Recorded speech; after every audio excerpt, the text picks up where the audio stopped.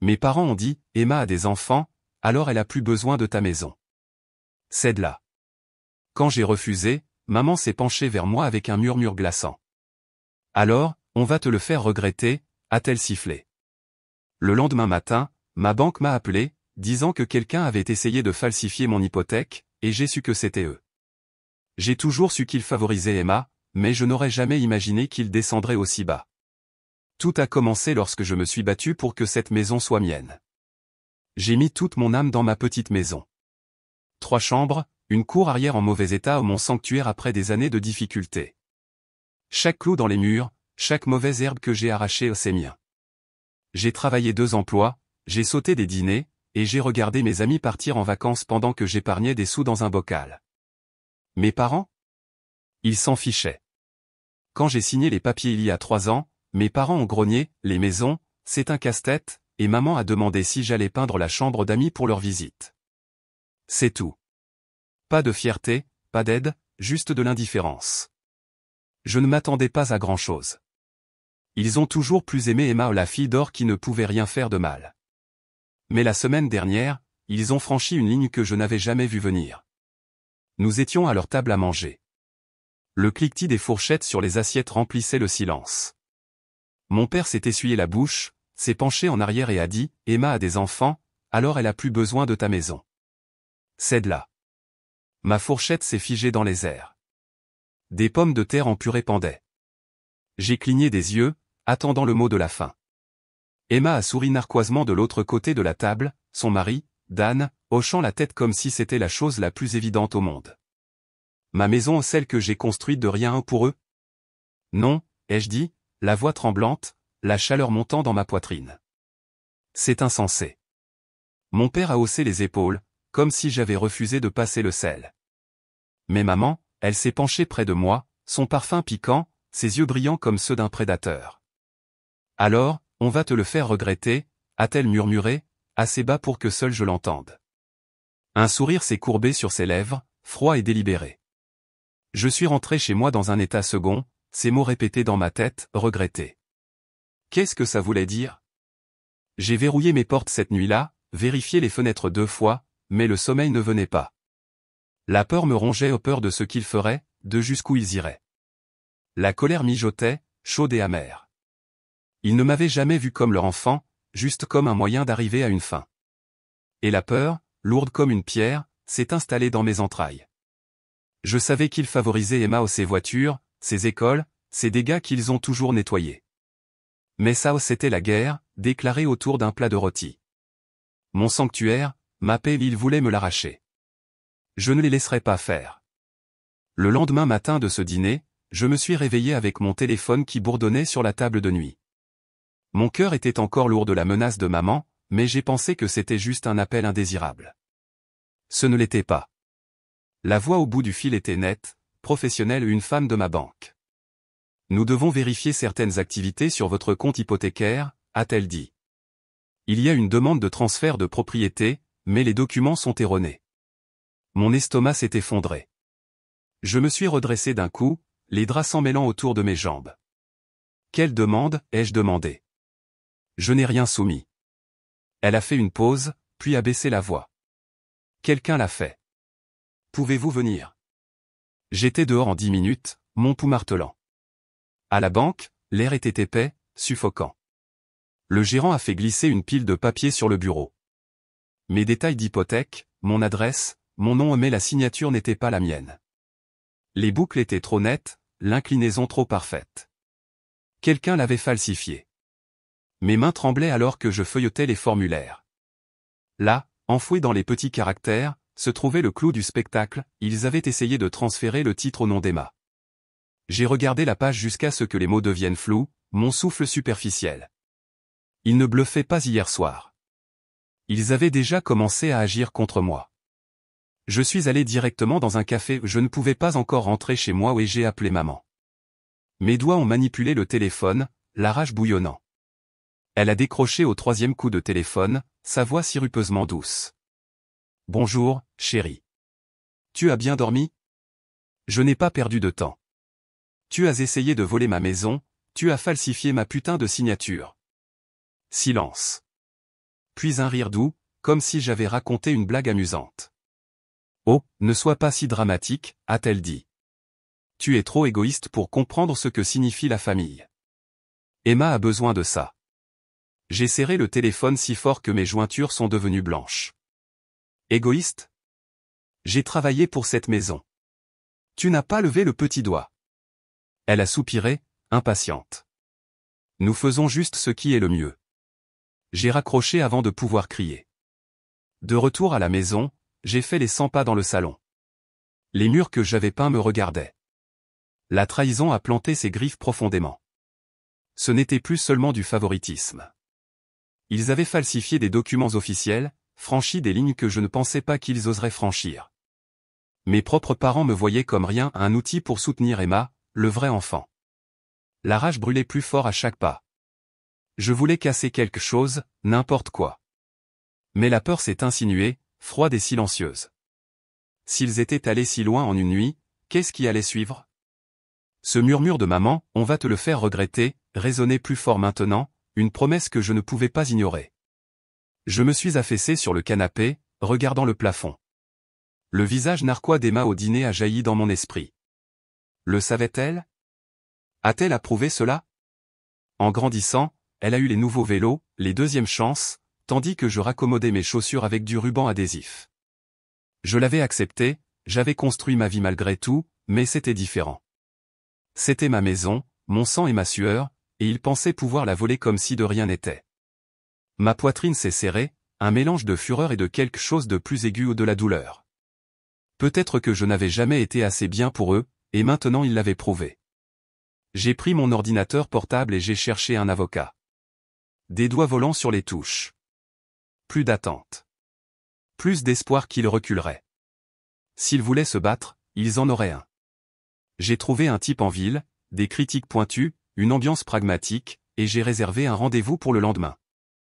Au moment où j'ai confirmé, un étrange calme s'est installé en moi. La confiance à laquelle je m'étais accroché, ce mince fil qui me liait à eux, s'est rompu. Ils n'étaient pas ma famille. Plus maintenant.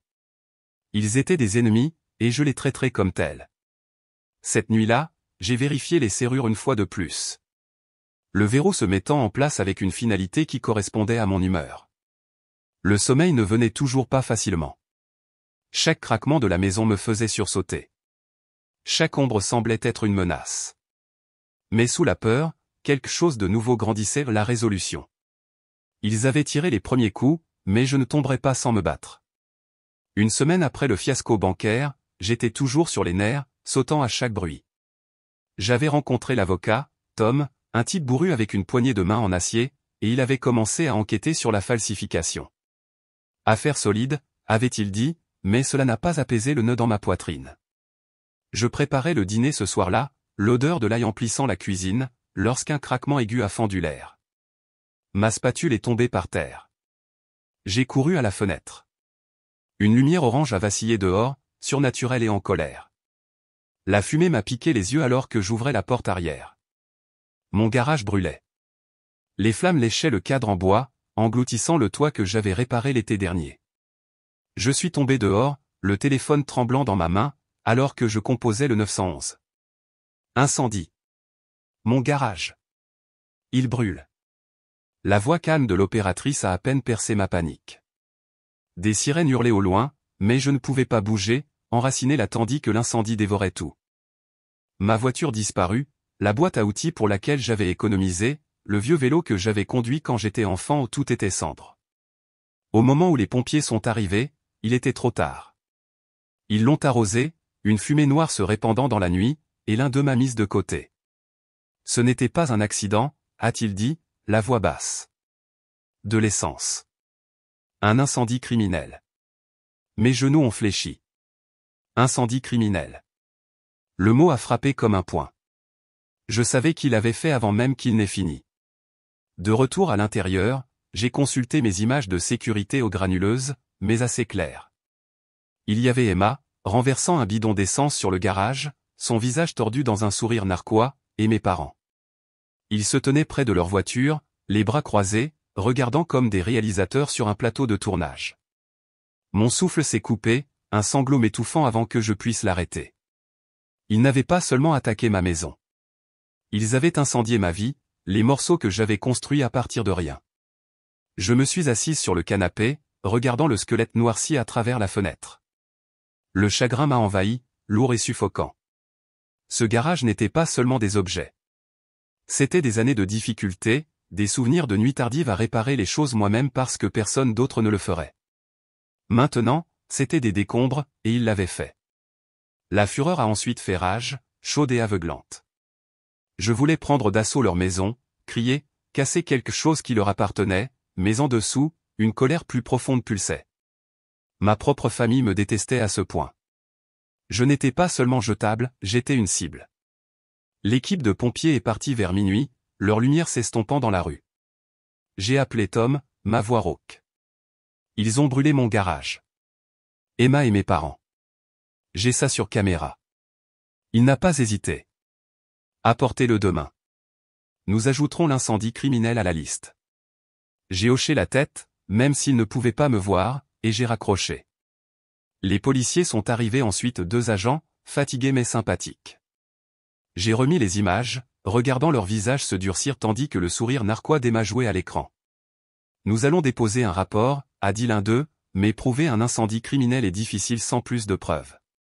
Je ne me souciais pas des difficultés. Je me souciais de les arrêter.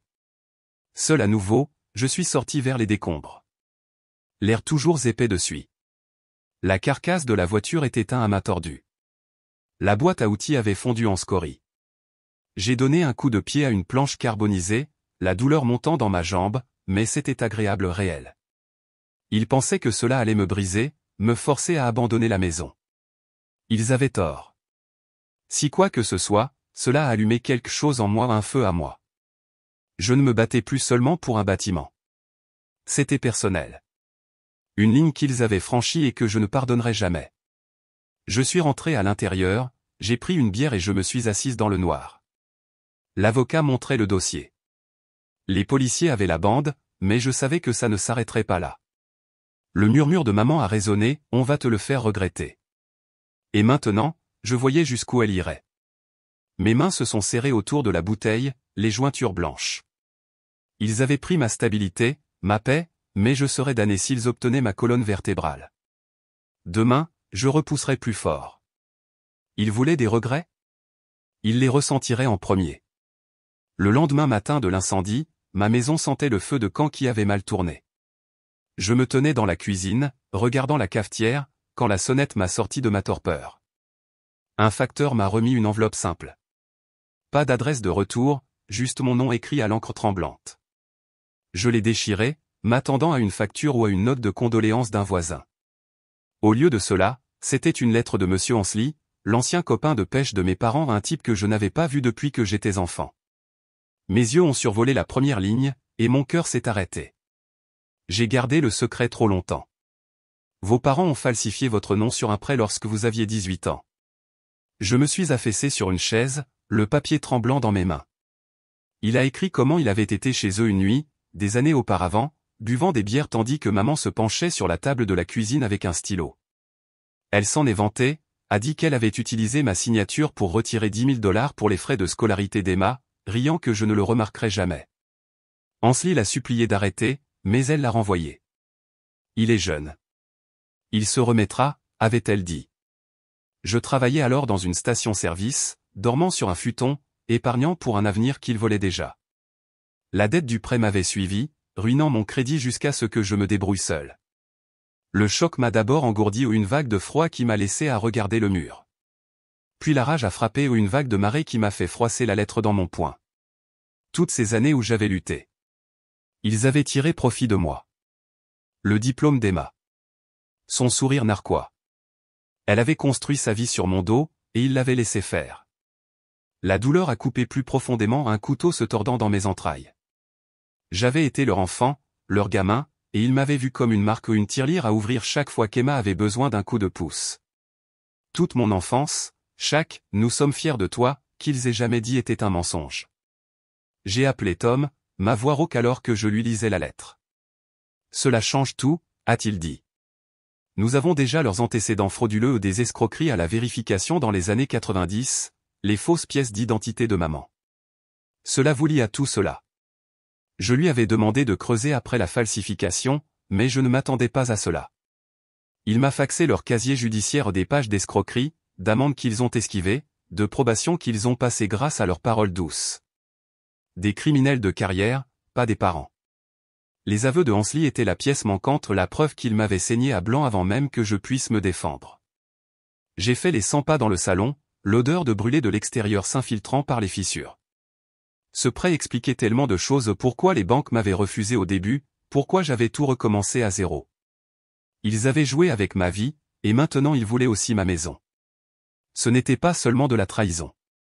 C'était un vol de mon passé, de ma confiance, de mon identité. J'ai imaginé maman souriant narquoisement alors qu'elle signait mon nom, papa acquiesçant, et mes poings se sont serrés jusqu'à ce que mes ongles mordent ma peau. Ils m'avaient prise pour une idiote, et j'avais acheté leur comédie. Mais je n'étais plus ce gamin. J'ai pris une boîte dans le placard, je l'ai remplie de la lettre, des dossiers de Tom, des images de sécurité aux chaque miette de leur saleté. Mes mains se sont stabilisées pendant que je travaillais, un plan se formant. Ils ont incendié mon garage, ont essayé de me briser, mais ceci était des munitions. Je ne me battais plus seulement pour ma maison maintenant.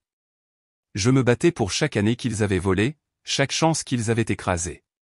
La peur qui m'avait empêché de dormir la nuit s'est transformée en quelque chose de plus froid, de plus vif, imbu. J'ai scellé la boîte et je l'ai posée près de la porte, ma respiration se calmant. Les mots de Hansli ont résonné, je suis désolé de ne pas vous avoir dit plus tôt. Trop tard pour les excuses, mais pas pour la justice. Ils pensaient pouvoir continuer à apprendre? Ils allaient apprendre que je reprendrais 2 fois plus. 2 jours après la lettre de Hansli, j'étais toujours sous le choc. La boîte de preuves était assise comme une arme chargée près de ma porte. J'ai à peine dormi. Le poids de leur trahison pesait plus lourd chaque nuit. Puis Emma m'a envoyé un texto, rencontrons-nous au restaurant de Fifth. Seul. S'il te plaît. Mon estomac s'est tordu. La dernière fois que je l'avais vue, elle avait incendié mon garage, mais quelque chose dans le « s'il te plaît » à la fin m'a fait y aller. J'ai pris mon téléphone, je l'ai mis en mode enregistrement, et j'y suis allé. Le bourdonnement du moteur n'a fait que peu pour calmer mes nerfs. Elle était dans une cabine d'angle, penchée sur un café, ayant l'air de ne pas avoir dormi non plus. Ses yeux se sont levés alors que je m'asseyais en face d'elle, injectée de sang et grands ouverts. Il y a, profondément, endetté, a-t-elle dit, sa voix basse, se brisant. Des usuriers. 150 000 $. Ils vont nous tuer si nous ne payons pas. Ma mâchoire s'est resserrée. Nous. Elle a avalé, les mains tremblant autour de la tasse. Moi, Dan, les enfants. Ils savent où nous habitons. Maman et papa ont dit que ta maison pourrait régler ça. Je me suis penché en arrière, la regardant. Alors, tu incendies mon garage pour me faire peur et me faire vendre? Elle a sursauté, la culpabilité traversant son visage. Je ne voulais pas. Ils m'ont forcé. La terreur m'a alors envahi, non seulement pour ma maison, mais pour ma vie. Les usuriers ne plaisantaient pas. J'avais vu assez de reportages pour savoir ce qui se passait lorsque les dettes restaient impayées. Mon cœur a cogné, les imaginant se présenter à ma porte, les armes à la main, à cause du désordre de mes parents. Le dégoût a frappé ensuite Emma, leur marionnette, trop lâche pour dire non. Tu aurais pu me prévenir, ai-je lancé. Elle a détourné les yeux, marmonnant, j'avais peur. La pitié a brillé pour ses enfants, 2 petites filles prises au piège, mais elle s'est noyée sous la colère. Tu es une lâche, ai-je dit, ma voix stable malgré la tempête à l'intérieur. Tu l'as toujours été. Ce soir-là, mon téléphone a sonné. Le numéro de mes parents. J'ai appuyé sur enregistrer et j'ai répondu, me préparant. Tu rends les choses plus difficiles qu'elles ne devraient l'être, ont-ils grogné. Pas de bonjour, pas de prétention. Vends la maison, ou on va t'enterrer. Mon sang a gelé. Ce n'était pas une blague. C'était une menace de mort, crue et réelle.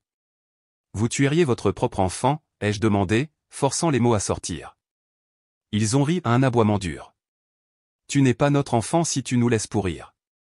La ligne est tombée, et je suis resté là, le téléphone en main, la pièce tournant. La peur s'est enroulée étroitement, l'air épais de danger. J'ai rejoué l'appel, leur voix résonnant dans le noir, t'enterrer. Ils étaient passés du vol à l'incendie criminel à cela au le meurtre, sur la table, tout ça pour leur précieuse Emma.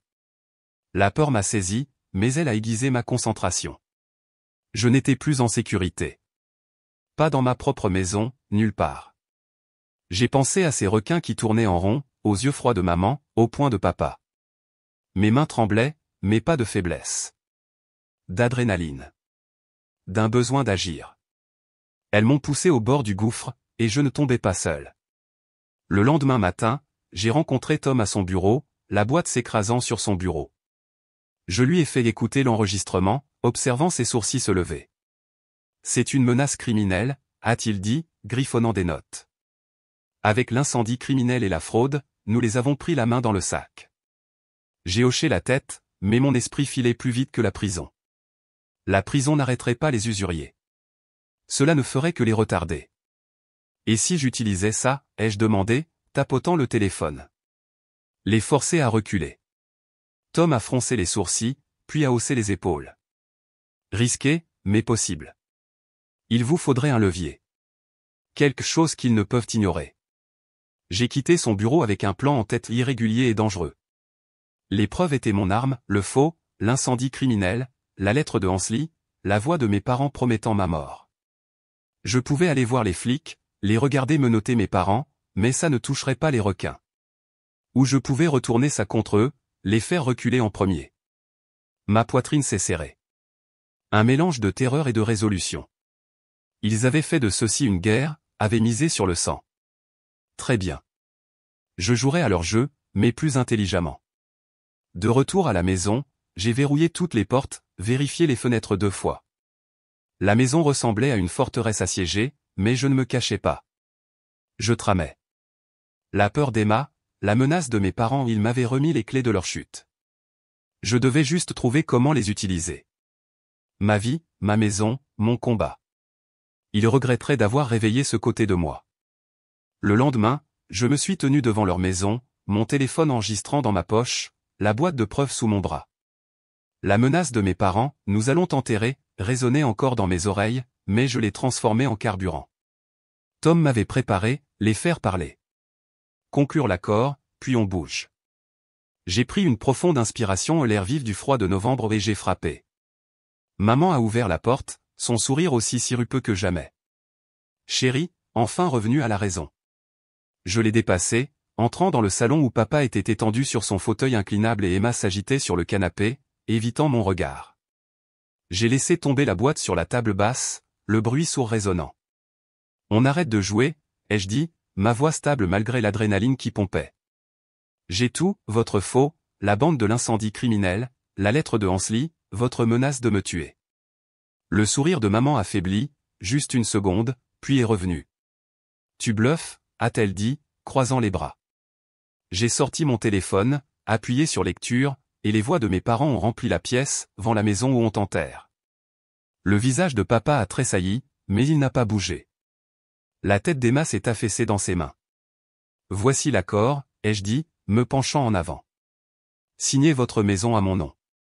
Titre de propriété complet, sans condition, ou je porte ça aux flics. Incendie criminel, fraude, menace. Vous allez pourrir en prison, et les usuriers viendront quand même vous chercher. Maman a ri, haut et sec. Tu n'oserais pas. Nous sommes ta famille. J'ai croisé son regard, sans faiblir. La famille ne brûle pas mon garage. La famille ne vole pas ma vie. Papa s'est alors redressé, le visage rouge, le poing serré. Toi, petite. Il s'est jeté sur moi, rapide et sauvage. Je me suis baissé, mon cœur s'emballait, alors qu'Emma lui saisissait le bras, le retenant. Arrête, papa. La voix d'Emma s'est brisée, désespérée. La pièce s'est figée, la tension épaisse comme du goudron. Papa a repoussé Emma, respirant fort, mais il n'a pas essayé de nouveau. Les yeux de maman se sont rétrécis, calculant. Et qu'est-ce qu'on obtient, a-t-elle demandé, comme s'il s'agissait d'une négociation à un marché aux puces. Vous restez libre, ai-je dit. Je vends votre maison, je rembourse les requins, je garde la mienne. Vous vous en sortez indemne plus que vous ne le méritez. Papa a reniflé, mais j'ai vu le scintillement dans ses yeux, la peur. Ils étaient acculés, et ils le savaient. Emma a pris la parole, sa voix faible. Faisons-le. Je ne peux pas perdre mes enfants à cause de ça. Maman lui a lancé un regard qui aurait pu couper du verre, mais elle n'a pas reculé. J'ai sorti les papiers que Tom avait préparés au transfert de propriété, prêts à signer. Maintenant, ai-je dit, les faisant glisser. Mes parents ont fulminé, mais maman a attrapé un stylo, sa main stable alors qu'elle griffonnait son nom. Tu le regretteras, a-t-elle marmonné. Papa a signé ensuite, sa signature irrégulière et hésitante. Emma a juste regardé, pâle et silencieuse. J'ai rassemblé les papiers, le triomphe me traversant vif, électrique. J'avais inversé la vapeur, pris leur pouvoir. La maison qu'ils nous avaient imposée, celle qu'ils avaient hypothéquée pour financer leurs escroqueries, était maintenant à moi. Dedans, j'étais vide. Ils avaient signé, mais leurs regards haineux se sont gravés en moi. Ce n'était pas un amour perdu. C'était un lien sectionné par une lame, et je l'avais manié. Tu crois avoir gagné, a dit maman alors que je me retournais pour partir, sa voix basse et venimeuse. Ce n'est pas fini. Je me suis arrêté à la porte, regardant en arrière. Pour moi, si. Dehors, j'ai expiré. Le froid me piquait les poumons. Les papiers étaient lourds dans mes mains, un levier, oui, mais aussi un poids auquel je ne m'attendais pas. Je les avais battus à leur propre jeu, surpassé les prédateurs qui m'avaient élevé, mais le frisson s'est estompé rapidement, laissant un arrière-goût amer. Ils n'étaient plus mes parents, juste des ennemis que j'avais surclassés. J'ai conduit jusqu'à la maison, l'acte signé sur le siège passager, mon esprit bouillonnant. C'était la première étape. Ensuite, je vendrai leur maison, effacerai la dette, protégerai la mienne. Tom déposerait le transfert demain, le rendrait légal, mais les paroles d'adieu de maman restaient un avertissement que je ne pouvais pas ignorer. Ils avaient perdu ce round, mais ils n'avaient pas fini de se battre. J'ai serré le volant plus fort, ma résolution se durcissant. Qu'ils essaient. J'avais pris leur château. Ils ne toucheraient plus au mien. Une semaine après qu'ils aient signé, j'ai vendu leur maison. Le montant en dollars était suffisant pour rembourser les usuriers et empocher une partie. Tom a déposé le transfert de propriété, et j'ai transféré l'argent par un contact discret qu'ils connaissaient, me lavant les mains de leurs dettes. Ma maison est restée la mienne. Le garage calciné, une cicatrice que je reconstruirai, mais la victoire était mince. Ils avaient perdu leur maison, leur levier. Pourtant, je ne pouvais pas ignorer le dernier souffle de maman, ce n'est pas fini. Alors je l'ai fait finir. J'ai tout téléchargé, la menace de mes parents, la bande de l'incendie criminel, la lettre de Hansley sur un compte anonyme en ligne. Anonyme, mais viral. Le matin, leur nom était tendance. Les voisins chuchotant. D'anciens amis coupant les liens. Ils étaient ruinés, honteux, chassés par des dettes que je n'avais pas couvertes. Emma a appelé, sa voix tremblante. Tu nous as ruinés. Dan a pris les enfants et est parti. J'ai raccroché. Plus aucun mot. Le monde les voyait maintenant, des fraudeurs, des incendiaires, des monstres, et j'avais laissé la flamme brûler. La satisfaction a d'abord brûlé vif. Ils avaient essayé de m'enterrer, et je les avais enterrés à la place. Mais ça s'est refroidi rapidement. La culpabilité s'est insinuée. Étais-je allé trop loin? J'avais gagné, mais à quel prix? Mon téléphone est resté silencieux. Pas de menaces, pas de famille, juste moi seul dans une maison qui semblait trop calme. En regardant en arrière, je vois des leçons gravées dans ce désordre. Premièrement, la famille n'est pas le sang. C'est la confiance. Et ils ont brisé la mienne bien avant que je ne les brise. Vous pouvez aimer des gens qui ne vous aiment pas en retour, mais ne les laissez pas prendre votre âme.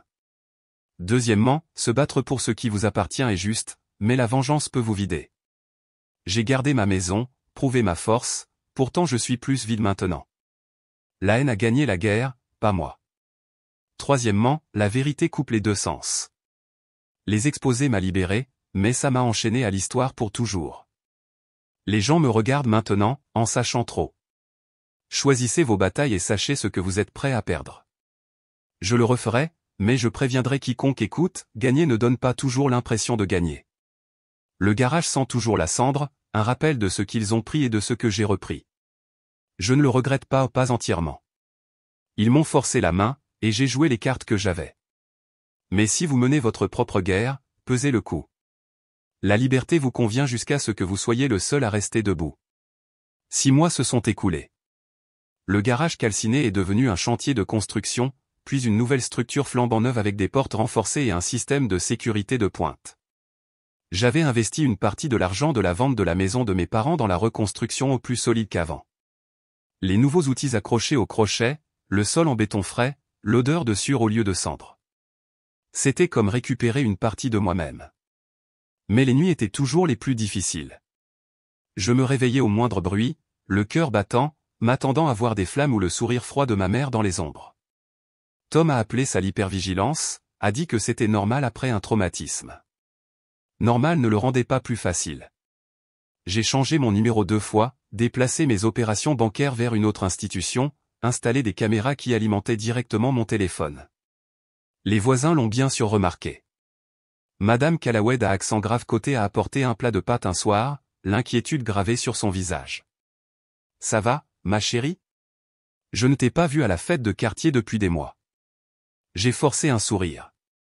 Juste occupé par le travail. La vérité ou que j'avais peur que ma famille ne se présente semblait trop lourde à partager au-dessus de pâtes refroidissantes. Emma a essayé de me contacter à nouveau au printemps. Un texto d'un numéro inconnu, les filles manquent à leur oncle. On peut parler ? Je l'ai bloqué immédiatement, les mains tremblantes. La trahison était encore trop vive. Le souvenir de son maintien de ce bidon d'essence était trop vif. Mais l'isolement a une façon de vous vider. Je me suis jeté au travail, j'ai pris des projets supplémentaires, j'ai rénové la cuisine dont je me plaignais toujours. N'importe quoi pour combler le silence d'une maison qui ressemblait à la fois à une victoire et à une prison. Puis, un mardi pluvieux, j'ai reçu l'appel. Mon père avait subi un grave accident vasculaire cérébral. L'hôpital avait besoin de ses proches. Je ne suis pas de la famille, ai-je dit automatiquement, mais quelque chose s'est tordu dans ma poitrine. Il demande à vous voir, a dit doucement l'infirmière. Seulement vous. J'ai failli raccrocher, j'ai failli supprimer le message vocal qui a suivi avec les détails des heures de visite et des numéros de chambre. Mais ce soir-là, j'ai regardé mon plafond, la pluie tambourinant contre les fenêtres, et je me suis souvenu d'un autre père, celui qui m'a appris à faire du vélo avant la naissance d'Emma, qui m'a construit une cabane dans les arbres quand j'avais 8 ans. Avant les escroqueries, avant la distance, avant que tout ne tourne au vinaigre. L'hôpital sentait l'antiseptique et le désespoir. Mon père semblait petit dans le lit, des tubes serpentant de ses bras, son visage flasque d'un côté. Ses yeux, cependant ils étaient alertes, me suivant alors que j'hésitais dans l'embrasure de la porte. « Où est maman ?» ai-je demandé, sans me rapprocher. Il a fait un geste faible vers sa gorge. Ne pouvait pas parler. Un tableau blanc se trouvait à côté de lui, et avec des doigts tremblants, il a griffonné, « Parti. » Parti après tout. J'ai hoché la tête, sans surprise. Elle avait toujours été la plus forte, l'architecte de leur plan. Sans elle, il n'était qu'une coquille. Pourquoi m'appeler, ai-je demandé, restant à une distance de sécurité. Son écriture était douloureusement lente, pour dire désolé. Pas assez, mais vrai. Désolé. Un mot si petit pour des torts si énormes. J'ai voulu rire, me mettre en colère, sortir. Au lieu de cela, je me suis affaissé sur la chaise des visiteurs, soudain épuisé. Vous avez essayé de me prendre tout.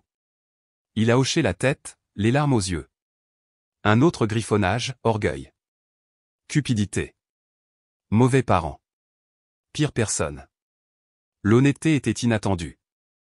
Je m'étais préparé à la manipulation, aux excuses. Pas cette admission brute. Pas la vue de mon père pleurant silencieusement, des machines qui bipaient autour de lui. Où est Emma, ai-je finalement demandé. Seattle. Nouveau départ. M'a laissé aussi. Tout le monde s'était dispersé comme des cendres dans le vent. Ma vengeance avait trop bien fonctionné, détruisant non seulement leur plan, mais aussi tout le reste. Je voulais la justice, pas ce vide après coup. Je l'ai rendu visite 3 fois de plus cette semaine-là. Non pas par pardon, je n'étais pas sûr de pouvoir y arriver un jour, mais par un besoin de comprendre, de fouiller les ruines de notre famille et de voir ce qui pourrait être récupéré. Il m'a tout dit, une confession tremblante sur tableau blanc à la fois. Comment ils avaient commencé petits, des chèques sans provision et des escroqueries mineures avant la naissance d'Emma, comment ça avait dégénéré lorsque les temps sont devenus durs, comment ils justifiaient chaque étape en se convainquant que c'était pour leurs enfants, même s'ils volaient à l'un pour donner à l'autre. Pourquoi Emma, ai-je demandé lors de la 3e visite. Pourquoi était-ce toujours elle qui obtenait tout? Sa réponse était brutalement simple, elle était comme ta mère. Tu étais comme moi. Et voilà. Mon crime avait été de ressembler au maillon faible, celui qui hésitait, qui ressentait parfois de la culpabilité. Emma avait la cruauté de sa mère, sa capacité à prendre sans remords. Il l'avait préparée à leur image depuis le début. L'accident vasculaire cérébral l'a emporté une semaine plus tard. J'étais là, assez étrangement, lisant à haute voix la section des sports parce qu'il avait écrit qu'il manquait le son de ma voix. 1 minute de respiration, puis parti. Pas de drame, pas de dernier mot de sagesse, juste une fin. J'ai organisé les funérailles. 3 personnes sont venues, moi, son ancien compagnon de boisson Ansli, et une infirmière qui l'avait apprécié. Nous nous sommes tenus sous la pluie fine alors qu'il descendait un simple cercueil dans le sol, et je n'ai rien ressenti ni satisfaction, ni chagrin, juste une étrange acceptation vide. L'avocat a appelé ensuite. Il y avait un testament révisé, apparemment. Mon père avait réussi à le signer avant la fin. Il vous a laissé quelque chose, a dit Tom, faisant glisser une enveloppe scellée sur son bureau. Pas d'argent. Il n'en restait plus. Pas de propriété.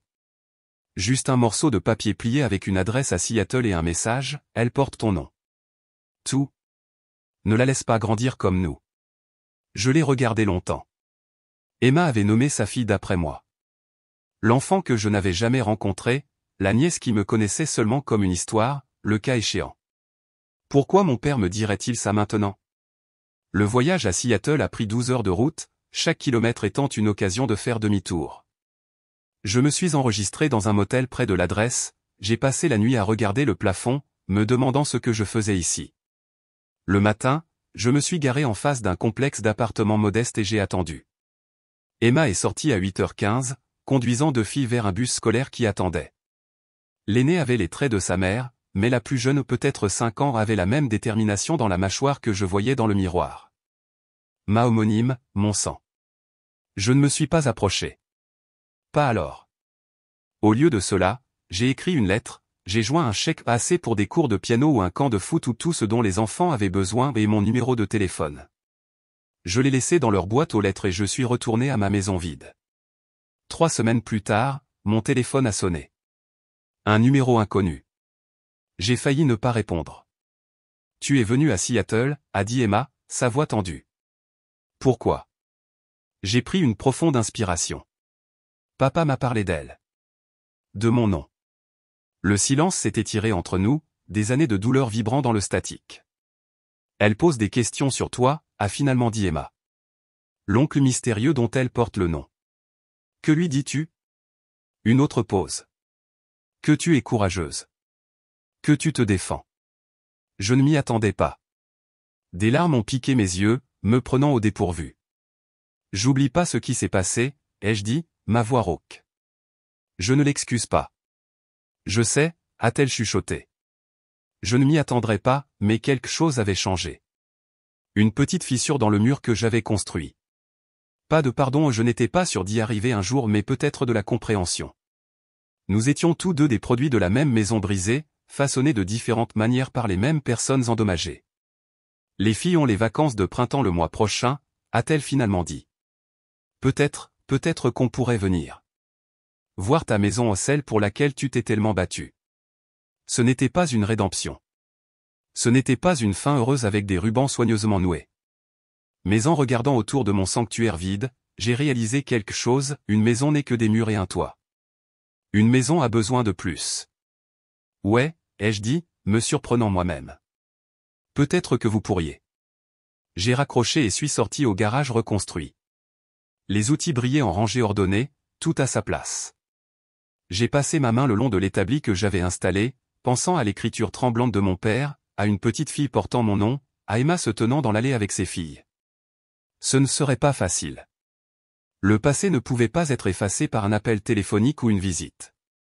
La confiance, une fois brisée, ne se répare pas sans montrer les fissures. Mais peut-être, juste peut-être, il y avait de la valeur à essayer, à être celui qui briserait le cycle qui nous avait tous piégés. J'ai pris un marteau, testant son poids dans ma main. Il y avait des étagères à construire avant qu'elle n'arrive. Une pièce à préparer.